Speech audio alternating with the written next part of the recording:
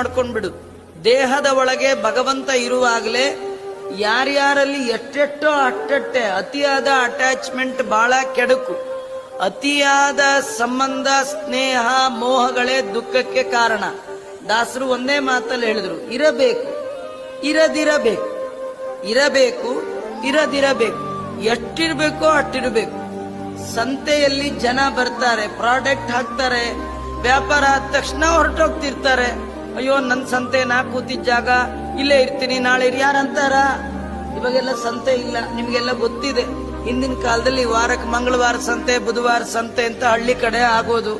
ಬೆಳಗ್ಗೆ ಬೆಳಗ್ಗೆ ಜನ ಸೇರೋರು, ಸೂರ್ಯಾಸ್ತಮಾನ ಆಗುವಾಗ ಸಂತೆ ಖಾಲಿ ಫೀಲ್ಡ್, ಯಾರು ಅದ್ರ ಮೇಲೆ ಅಭಿಮಾನ ಮಾಡೋಲ್ಲ.